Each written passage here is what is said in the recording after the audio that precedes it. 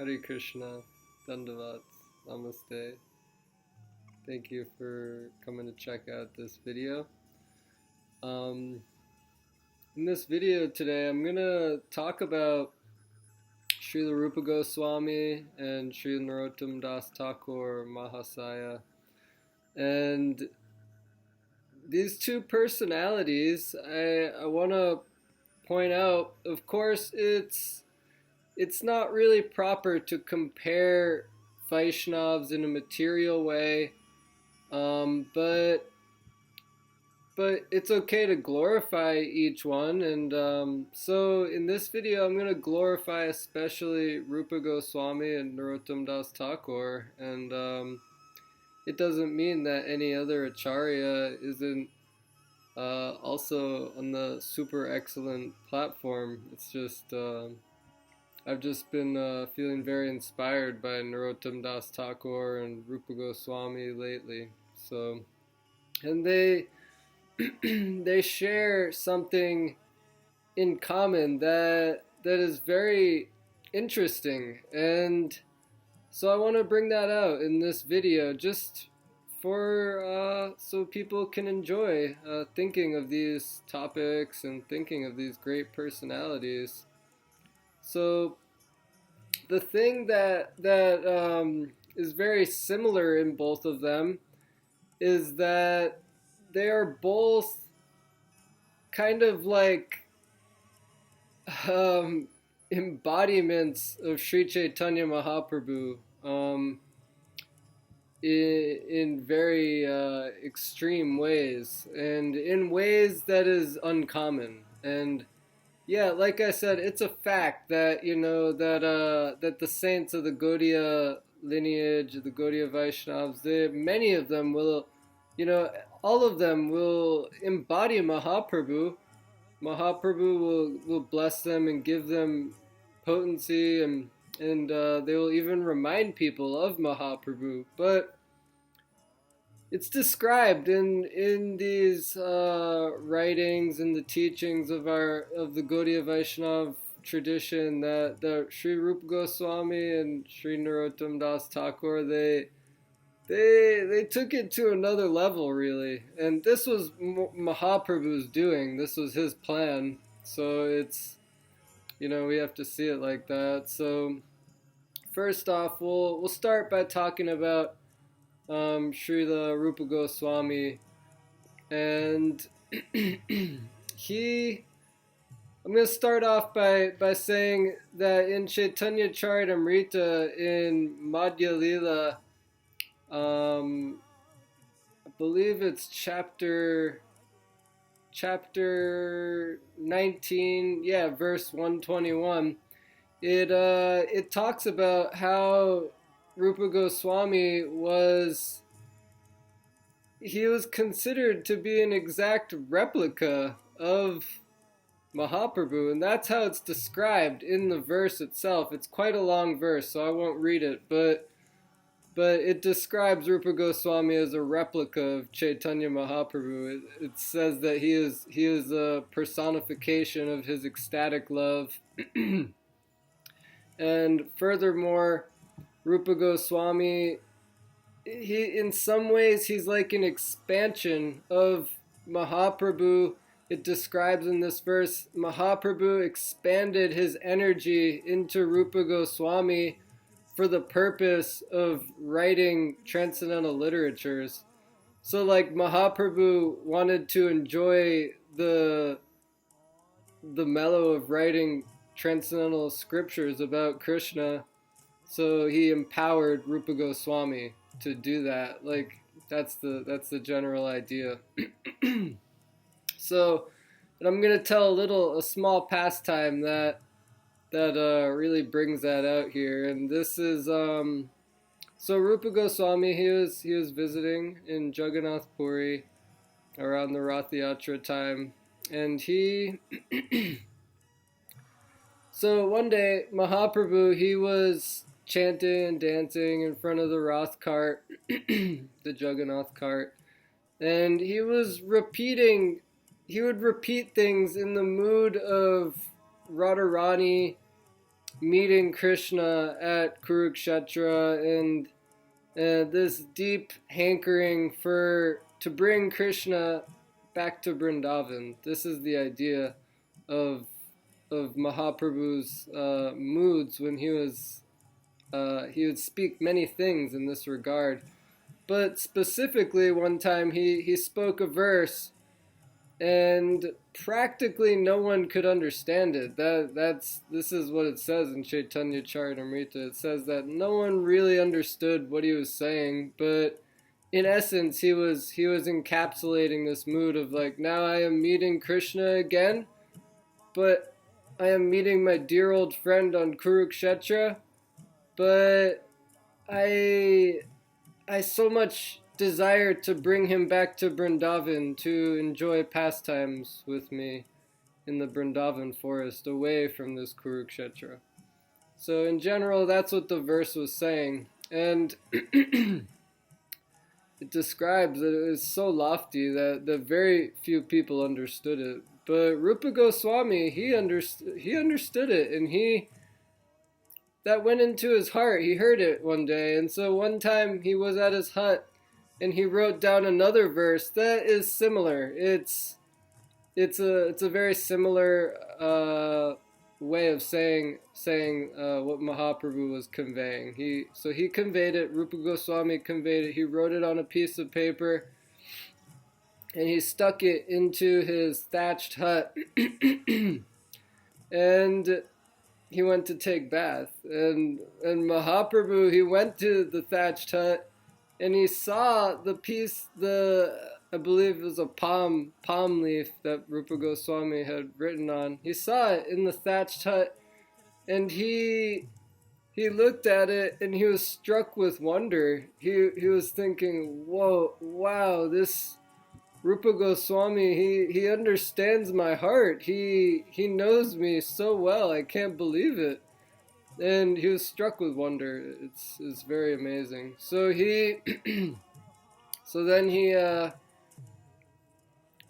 then a few days later, he wanted to show off Rupa Goswami to his friends. He brought Swarup Damodar Goswami and and others, and he said, look at this piece of writing. It's so amazing. And and they were all completely struck with wonder. They thought, wow, it must be that this Rupa Goswami has attained your special mercy.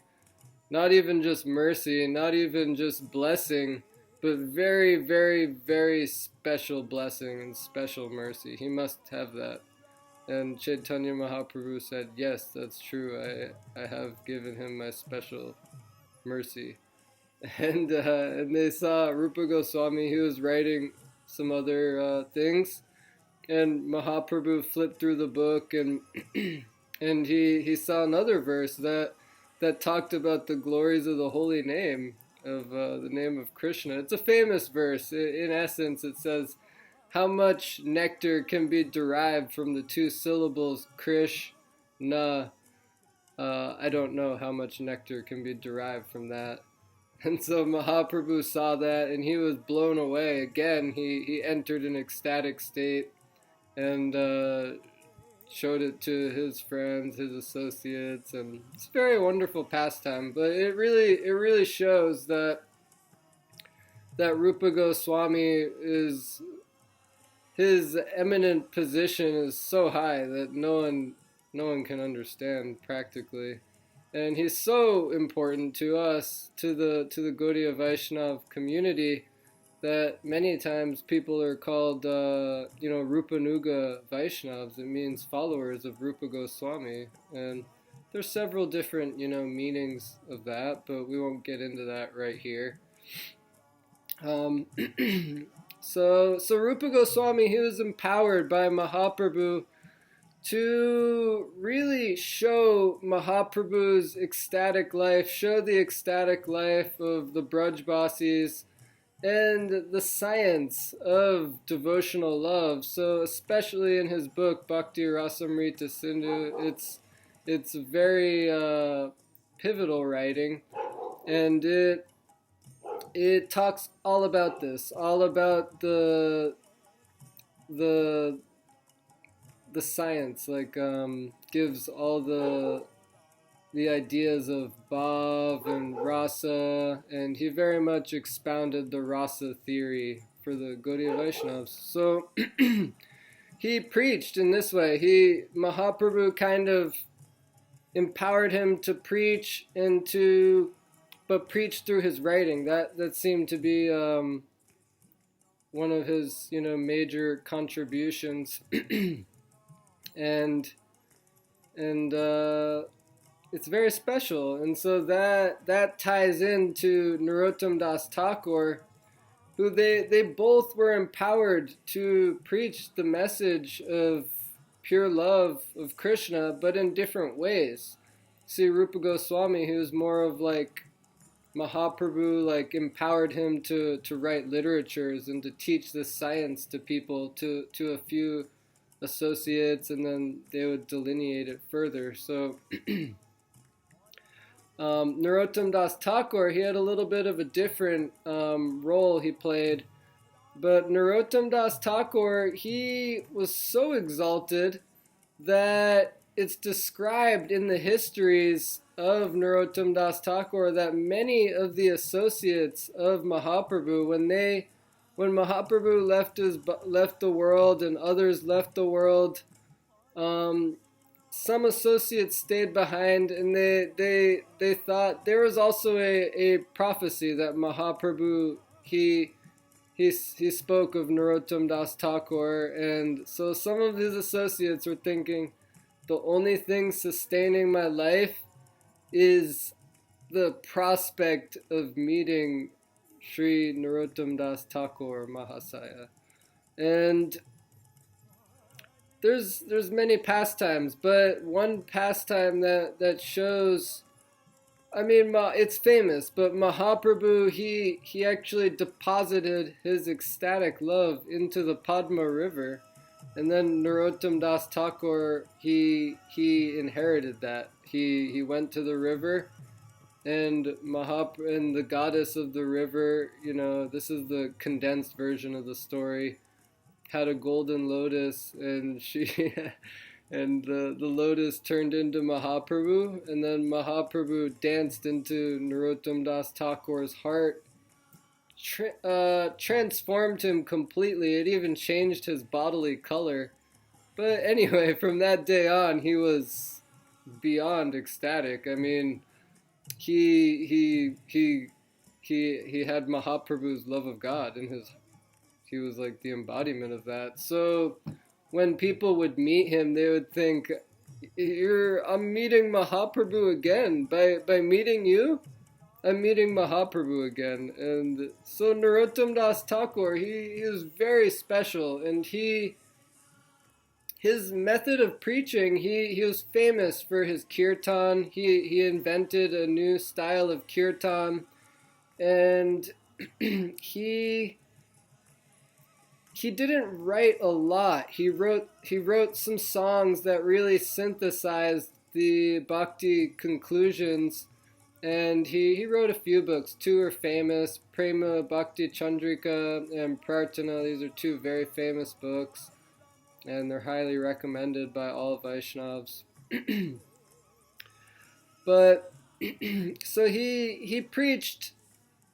And it's interesting because he and his friends, Srinivasacharya and Shyamananda Prabhu, they were the ones who they went to Vrindavan and they received the books, the writings of the 6 Goswamis, and they were really the first people to, in this sense, to expand the Gaudiya mission to West Bengal, and there was preaching in West Bengal, of course, before them, but the idea is that they really were the next phase of dispensation for the Gaudiya tradition, and they widely preached the message of Mahaprabhu. And so it's interesting how the books, they took the books, then they were copied and distributed to many, many people in the West Bengal. And these teachings, these very authentic canonized teachings were preached through Narottama Dasa Thakura, Srinivasacharya, Shamananda Prabhu initially, and then others also. But so it's Mahaprabhu. He used both of them, Sri Rupa Goswami and Sri Narottama Dasa Thakura, as instruments for his purposes, and this is a very glorious thing. It's a very high thing, and their position cannot be even really understood, but it's, if we read the histories of both of their lives, it's very famous. It's the high moods of ecstatic love that they had. They're practically in some ways you can look at them as, definitely, Shaktyavesha-avatar, empowered incarnations of Mahaprabhu. But so it's a very special thing, and all devotees are special, but these two in this way, they were kind of singled out as being like, wow, these people are practically incarnations of Mahaprabhu. So to read their stories and their teachings, it's very amazing, and it's very inspiring, and I really like thinking about how they're connected, and it's interesting because they never even met. Rupa Goswami and Narottama Dasa Thakura never met. Rupa Goswami left the planet just very not long before Narottama Dasa Thakura was able to get to Vrindavan. So anyway, I hope you enjoyed this these talks of these two great saints that we can always try to learn from and take shelter of, Sri Narottama Dasa Thakura and Srila Rupa Goswami. And so hope you have a nice day, and if you like this video, feel free to like it, subscribe, leave a comment below, and Hare Krishna.